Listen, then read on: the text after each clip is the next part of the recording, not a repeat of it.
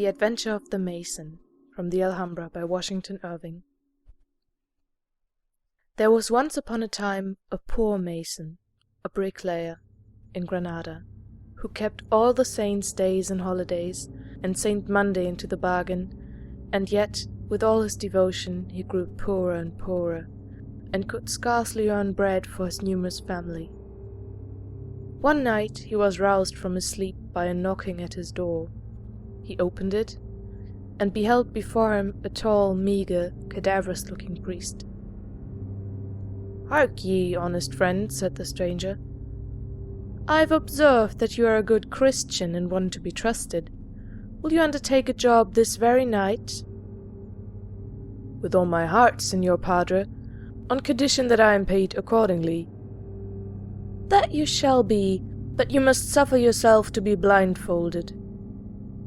To this the mason made no objection, so, being hoodwinked, he was led by the priest through various rough lanes and winding passages, until they stopped before the portal of a house.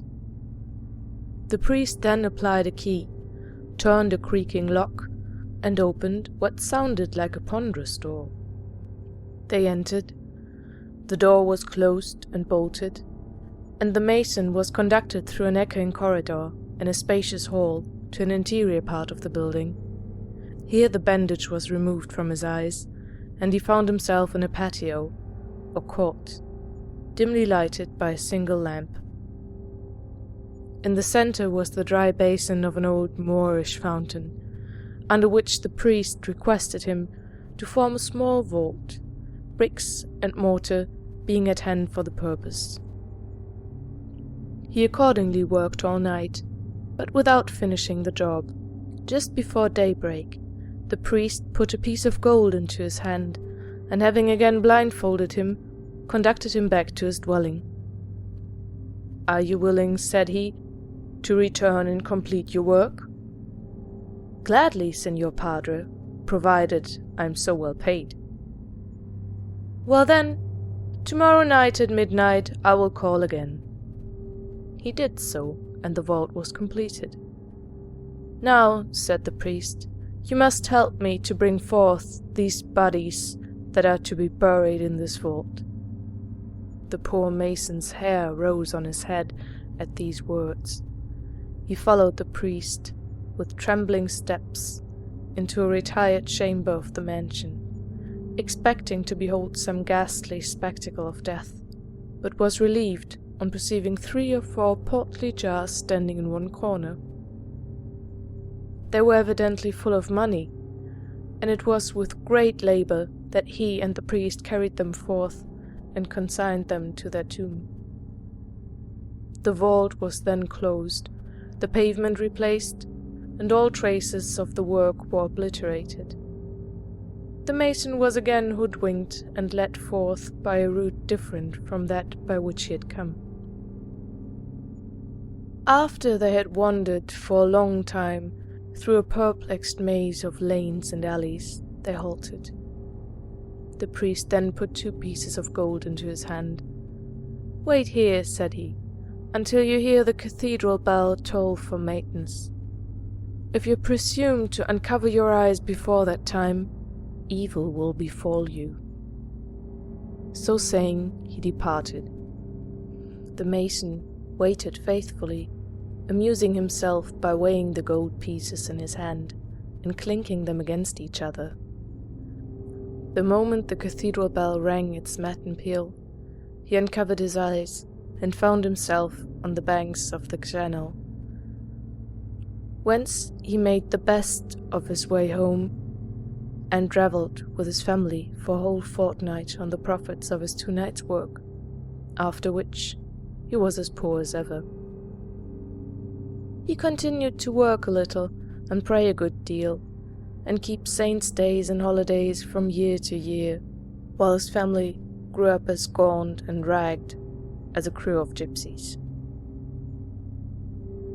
As he was seated one evening at the door of his hovel, he was accosted by a rich old curmudgeon, who was noted for owning many houses and being a griping landlord. The man of money eyed him for a moment beneath a pair of anxious, shagged eyebrows. "I am told, friend, that you are very poor." "There's no denying the fact, senor. It speaks for itself."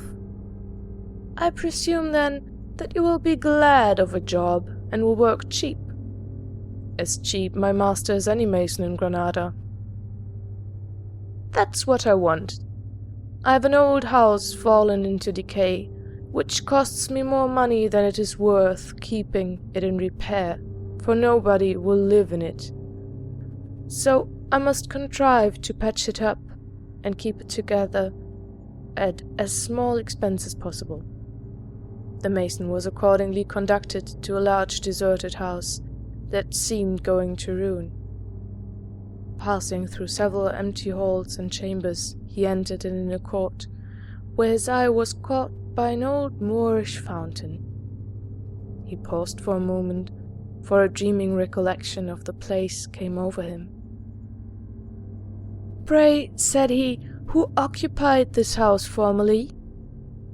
"A pest upon him," cried the landlord. "It was an old miserly priest, who cared for nobody but himself. He was said to be immensely rich, and, having no relations, it was thought that he would leave all his treasures to the church. He died suddenly, and the priests and friars thronged to take possession of his wealth, but nothing could they find but a few ducats in a leathern purse. The worst luck has fallen on me, for since his death, the old fellow continues to occupy my house without paying rent, and there's no taking the law of a dead man. The people pretend to hear the clinking of gold all night in the chamber where the old priest slept, as if he were counting over his money, and sometimes a groaning and mourning about the court.